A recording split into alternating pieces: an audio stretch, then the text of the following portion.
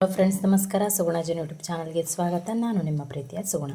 ಯಾರೆಲ್ಲ ನನ್ನ ಚಾನಲನ್ನು ಸಬ್ಸ್ಕ್ರೈಬ್ ಮಾಡ್ಕೊಂಡು ವಿಡಿಯೋ ನೋಡ್ತಿದ್ರು ಅವರೆಲ್ಲರಿಗೂ ಕೂಡ ಥ್ಯಾಂಕ್ ಯು. ಹಾಗೆಯೇ ಯಾರೆಲ್ಲ ನನ್ನ ಚಾನಲನ್ನು ನೀವು ಸಬ್ಸ್ಕ್ರೈಬ್ ಮಾಡದೆ ವಿಡಿಯೋ ನೋಡ್ತಿದ್ರು ಪ್ಲೀಸ್ ಸಬ್ಸ್ಕ್ರೈಬ್ ಮಾಡ್ಕೊಳ್ಳಿ. ಇವತ್ತೊಂದು ನಾನು ಬ್ರೇಕ್ಫಾಸ್ಟ್ ಅಂತನಾದರೂ ಅಂದ್ಕೊಳ್ಬೋದು ಅಥವಾ ಸ್ನ್ಯಾಕ್ಸ್ ಅಂತನಾದರೂ ಅಂದ್ಕೊಳ್ಬೋದು.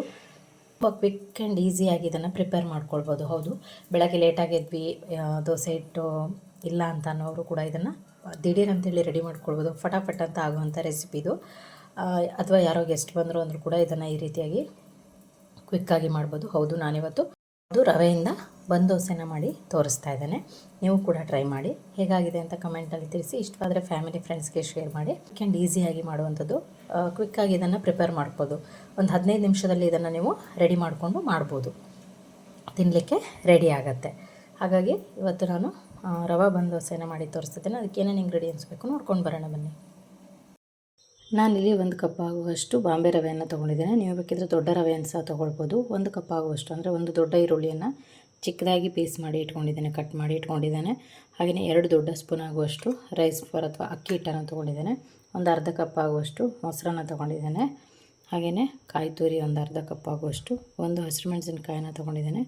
1 ಇಂಚ್ ಆಗುವಷ್ಟು ಶುಂಠಿಯನ್ನು ಈ ರೀತಿಯಾಗಿ ಕಟ್ ಮಾಡಿ ಇಟ್ಕೊಂಡಿದ್ದೇನೆ. ಸ್ವಲ್ಪ ಕೊತ್ತಂಬರಿ ಸೊಪ್ಪು, ಸಾಸಿವೆ ಮತ್ತು ತುಪ್ಪ. ಈಗ ಮೊದಲನೇದಾಗಿ ನಾವು ಹಿಟ್ಟನ್ನು ಪ್ರಿಪೇರ್ ಮಾಡ್ಕೊಳ್ಬೇಕು. ನಾನಿಲ್ಲೊಂದು ಮಿಕ್ಸಿ ಜಾರನ್ನು ತೊಗೊಂಡಿದ್ದೇನೆ. ಅದಕ್ಕೆ ನಾವೇನು ಬಾಂಬೆ ರವೆಯನ್ನು ತೊಗೊಂಡಿದ್ವಿ ಅದನ್ನು ಹಾಕ್ತಾಯಿದ್ದೇನೆ. ಮೊಸರು, ಅಕ್ಕಿ ಹಿಟ್ಟು, ಕಾಯಿ ತುರಿ, ಹಾಗೆಯೇ ನಾವು ರವೆ ತೊಗೊಂಡಿದ್ವಲ್ಲ ಅದರಲ್ಲಿ ಒಂದು ಅರ್ಧ ಕಪ್ ಆಗುವಷ್ಟು ನೀರನ್ನು ಹಾಕಿ, ಸ್ವಲ್ಪ ಉಪ್ಪನ್ನು ಹಾಕಿ ಈಗ ಇದನ್ನು ನೈಸಾಗಿ ಗ್ರೈಂಡ್ ಮಾಡ್ಕೊಳ್ಬೇಕು. ನಾನು ಹಸಿರು ಮೆಣಸಿನ್ಕಾಯಿ ಬೇಡ ಸಿಗೋದು ಅಂಥೇಳಿ ಇದಕ್ಕೆ ರುಬ್ಬಲಿಕ್ಕೆ ಹಾಕ್ತಾಯಿದ್ದೇನೆ. ಕಟ್ ಮಾಡಿ ಹಾಕಿದರೆ ಬಾಯಿಗೆಲ್ಲ ಸಿಗುತ್ತೆ, ಮಕ್ಕಳಿಗೆಲ್ಲ ತಿನ್ನುವಾಗ ಕಷ್ಟ ಆಗುತ್ತೆ ಅನ್ನೋ ಕಾರಣಕ್ಕೆ ನಾನು ಈ ರೀತಿಯಾಗಿ ಇದಕ್ಕೆ ಹಾಕಿ ಈಗ ಇದನ್ನು ನೈಸಾಗಿ ಗ್ರೈಂಡ್ ಮಾಡ್ಕೊಂಡು ಬರೋಣ. ಓಕೆ, ನಾನು ಈ ರೀತಿಯಾಗಿ ನೈಸಾಗಿ ಗ್ರೈಂಡ್ ಮಾಡ್ಕೊಂಡಿದ್ದೇನೆ. ಇದನ್ನೊಂದು ಪಾತ್ರೆಗೆ ನಾವು ತೆಗೆದಿಟ್ಕೊಳ್ಳೋಣ. ಈಗ ಮಿಕ್ಸಿ ಜಾರಿಗೆ ಸ್ವಲ್ಪ ನೀರನ್ನು ಹಾಕಿ ತೊಳೆದು ಅದನ್ನು ಹಾಕಿಟ್ಕೊಳ್ತಾ ಇದ್ದೇನೆ. ಇದೀಗ ಒಂದು 10 ನಿಮಿಷ ನೆನೆಯಬೇಕು.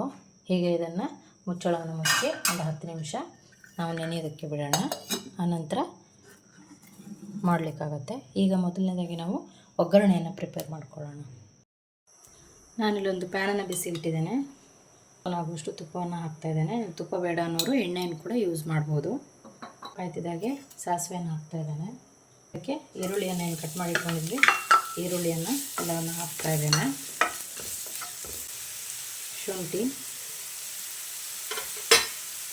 ನೀವು ಹಸಿರು ಮೆಣಸಿನ್ಕಾಯಿನ ಬೇಕಿದ್ರೆ ಇದಕ್ಕೆ ಹಾಕ್ಕೊಳ್ಬೋದು, ಇಲ್ಲ ಅಂತ ಹೇಳಿದರೆ ಹೇಗೆ ರುಬ್ಬಲಿಕ್ಕೆ ಹಾಕಿ ಅದೇ ರೀತಿಯಾಗಿ ಹಾಕ್ಕೊಳ್ಬೋದು. ಸ್ವಲ್ಪ ಕಲರ್ ಚೇಂಜ್ ಆದರೆ ಸಾಕು. ಈಗ ಕೊತ್ತಂಬರಿ ಸೊಪ್ಪನ್ನು ಹಾಕ್ತಾಯಿದ್ದೇನೆ.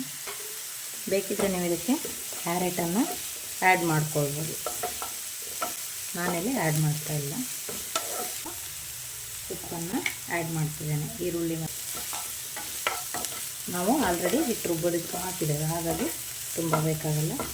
ಈಗ ಇದು ಆಗಿದೆ, ಸ್ವಲ್ಪ ಆರಲಿ. ಈಗ 10 ನಿಮಿಷ ಆಗಿದೆ, ಹಿಟ್ಟು ಕೂಡ ಚೆನ್ನಾಗಿ ನೆನೆದಿದೆ. ಈಗ ಇದಕ್ಕೆ ನಾವೇನು ಒಗ್ಗರಣೆಯನ್ನು ರೆಡಿ ಮಾಡಿ ಇಟ್ಕೊಂಡಿರ್ತೀವಿ ಅದನ್ನು ಹಾಕಬೇಕು. ಎಲ್ಲವನ್ನು ಇದಕ್ಕೆ ಹಾಕಿ ಚೆನ್ನಾಗಿ ಮಿಕ್ಸ್ ಕೊಡಬೇಕು. ಹಿಟ್ಟು ಸ್ವಲ್ಪ ದಪ್ಪವಾಗಿರಲಿ, ತುಂಬ ತೆಳುವಾಗಿರಲಿ, ಇಷ್ಟೇ ದಪ್ಪ ಇರಲಿ. ನಾವು ಬಂದ್ ದೋಸೆಯನ್ನು ಮಾಡೋಣ. ನಾನಿಲ್ಲಿ ಈ ರೀತಿಯಾದ ಒಂದು ಪಾತ್ರೆಯನ್ನು ತೊಗೊಂಡಿದ್ದೇನೆ. ಇದಕ್ಕೆ 2 ಸ್ಪೂನ್ ಆಗುವಷ್ಟು ತುಪ್ಪವನ್ನು ಹಾಕ್ತಾಯಿದ್ದೇನೆ. ಈಗ ನಾವೇನು ಹಿಟ್ಟನ್ನು ತೊಗೊಂಡಿದ್ವಿ ಇದನ್ನು ಈ ರೀತಿಯಾಗಿ ಹಾಕ್ತಾಯಿದ್ದೇನೆ. ಸ್ವಲ್ಪ ದಪ್ಪವಾಗಿ ಹಾಕ್ಕೊಳ್ಬೇಕು. ಬೇಕಿದ್ರೆ ಅದಕ್ಕೆ ಮುಚ್ಚಳವನ್ನು ಮುಚ್ಬೋದು, ಇಲ್ಲಾಂದರೆ ಹಾಗೆ ಕೂಡ ಬೇಯಿಸ್ಕೊಳ್ಬೋದು. ನಾನು ಇದಕ್ಕೊಂದು ಪ್ಲೇಟನ್ನು ಮುಚ್ತಾ ಇದ್ದೇನೆ. ಬೇಕಿದ್ರೆ ಪಟ್ಟಿನ ತವದಲ್ಲಿ ಕೂಡ ಮಾಡ್ಬೋದು, ತೊಂದರೆ ಇಲ್ಲ. ಬಟ್ ಸ್ವಲ್ಪ ದೊಡ್ಡದಾಗಿ ಮಾಡಬೇಕಾಗಿರೋದ್ರಿಂದ ಇದರಲ್ಲಿ ಮಾಡಿದರೆ ಒಳ್ಳೆಯದು. ಈಗ ಇದನ್ನು ತಿರುಗಿ ಹಾಕ್ಕೊಂಡ್ರೆ ಆಯಿತು. 2 ಸೈಡು ಕೂಡ ಚೆನ್ನಾಗಿ ಬೇಯಿಸ್ಕೊಳ್ಬೇಕು. ನಾನು ಇದಕ್ಕೆ ಅಡುಗೆ ಸೋಡಾ ಯಾವುದನ್ನು ಬಳಸಿಲ್ಲ, ಮೊಸರು ಮಾತ್ರ ಹಾಕಿದ್ದೇನೆ, ಅದೇ ಸಾಕು. ತುಪ್ಪ ಅಥವಾ ಎಣ್ಣೆನ ಸ್ವಲ್ಪ ಜಾಸ್ತಿ ಬೇಕಾಗುತ್ತೆ.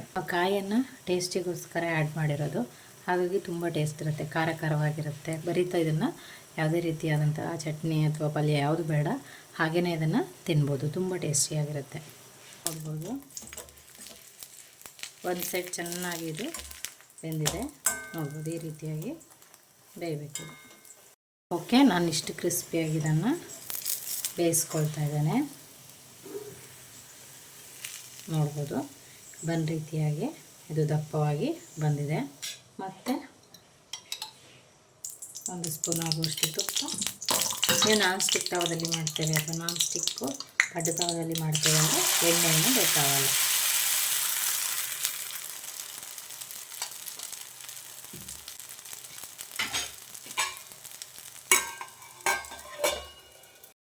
ಇದೀಗ ಆಗಿದೆ,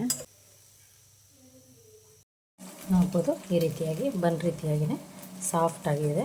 ನೋಡ್ಬೋದು ಒಳಗಡೆ ಕೂಡ ಬೆಂದಿದೆ. ನೀವು ಬೇಕಿದ್ರೆ ಕ್ಯಾರೆಟು ಅಥವಾ ಸಬ್ಬಸಿಗೆ ಸೊಪ್ಪಿದ್ರೆ ಅದನ್ನು ಸಹ ಆ್ಯಡ್ ಮಾಡಿ ಮಾಡ್ಬೋದು, ಪಡ್ಡಿನ ತವದಲ್ಲಿ ಸಹ ಮಾಡ್ಬೋದು. ನಾನು ಇಲ್ಲಿ ಒಂದು ಹೆಂಚಲ್ಲಿ ಮಾಡಿ ತೋರಿಸ್ತಾ ಇದ್ದೇನೆ. ಈ ರೀತಿಯಾಗಿ ಇದೆ, ಟೇಸ್ಟ್ ಕೂಡ ಸೂಪರ್ ಆಗಿದೆ. ಓಕೆ, ಬಿಸಿ ಬಿಸಿಯಾದಂತಹ ರವಾ ಬನ್ ದೋಸೆ ರೆಡಿಯಾಗಿದೆ. ನೀವು ಕೂಡ ಮನೆಯಲ್ಲಿ ಟ್ರೈ ಮಾಡಿ. ಇಷ್ಟವಾದರೆ ಫ್ಯಾಮಿಲಿ ಫ್ರೆಂಡ್ಸ್ಗೆ ಶೇರ್ ಮಾಡಿ. ನನ್ನ ವಿಡಿಯೋವನ್ನು ನೋಡಿದ್ದಕ್ಕಾಗಿ ಧನ್ಯವಾದಗಳು. ಇನ್ನೊಂದು ಹೊಸ ವಿಡಿಯೋದೊಂದಿಗೆ ನಿಮ್ಮನ್ನು ಭೇಟಿ ಆಗ್ತೇನೆ. ಅಲ್ಲಿವರೆಗೂ ಟೇಕ್ ಕೇರ್, ಬಾಯ್.